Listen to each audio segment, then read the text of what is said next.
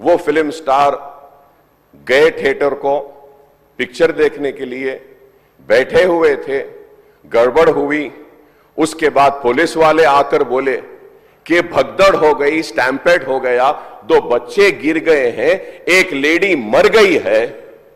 तो उसके बाद में वो फिल्म स्टार पलट के ऐसा मुस्कुराते हैं और बोलते हैं अब तो पिक्चर हिट होने वाली। నేను సూటిగా తమ ద్వారా సీని ప్రముఖులను నేను అడుగుతున్నా అధ్యక్ష, తల్లి చనిపోయి 9 సంవత్సరాల పిల్లగాడు బ్రెయిన్ డెడ్ అయ్యి ఆక్సిజన్ అందక 20 రోజుల నుంచి హాస్పిటల్లో కోమాలో ఉంటే ఈ సినీ ప్రముఖులు ఒక్క రోజు కోసం పోలీస్ స్టేషన్ పోయిన ఇంటికాడ క్యూ కట్టి ప్రభుత్వాన్ని తిడుతున్నారు, నన్ను తిడుతున్నారు, అతన్ని పరామర్శిస్తున్నారు. ఏమైంది అధ్యక్ష? అతను కాలు పోయిందా, కన్ను పోయిందా, చేయి పోయిందా, ఏమైనా కిడ్నీలు దెబ్బతిన్నా, ఏమైంది?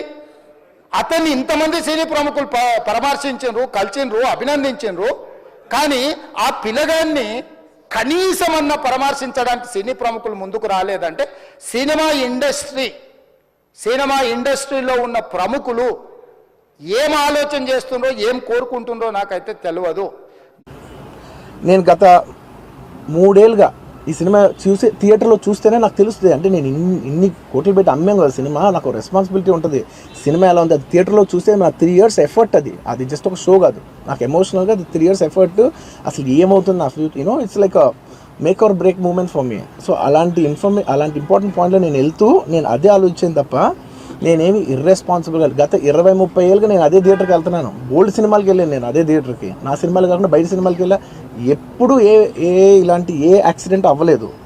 అండ్ నేనేదో ఇర్రెస్పాన్సిబుల్గా థియేటర్కి వెళ్ళిపోయాను, పర్మిషన్ లేకుండా వెళ్ళిపోయాను అనేది అబ్సల్యూట్లీ ఫాల్స్ ఇన్ఫర్మేషన్. అలాంటిది ఏమీ లేదు. థియేటర్ వాళ్ళు పర్మిషన్ సార్ట్అవుట్ చేసుకున్నారని చెప్పి మేము అక్కడికి వెళ్ళాం. అక్కడికి వెళ్తే పోలీసులే క్లియర్ చేస్తున్నారు అక్కడ. So it is understood that everything is sorted. నేను వాళ్ళ డైరెక్షన్లోనే వెళ్తున్నాను. అండ్ ఏంటి ఒకవేళ నిజంగా పర్మిషన్ లేకపోయి ఉంటే చాలాసార్లు వాళ్ళు చెప్తారు, సార్ మీ పర్మిషన్ లేదంటే మేము రెండట్టు వెళ్ళిపోతాం. వాళ్ళే క్లియర్ చేసి ముందుకు రమ్మంటూ ఉంటే పర్మిషన్ ఉందనుకునే కదా మేము ముందుకు వెళ్తూ ఉంటాం in that flow of things. So నేను ఆ మైండ్ స్పేస్లోనే ఉన్నాను. అండ్ మెయిన్ నేను చెప్పాల్సింది ఏంటంటే అసలు ఇక్కడ this a false allegation that there is a road show, ఏంటిది ప్రొసెషన్. అసలు ప్రొసెషన్ కాదు, రోడ్ షో కాదు, ఏమీ కాదు.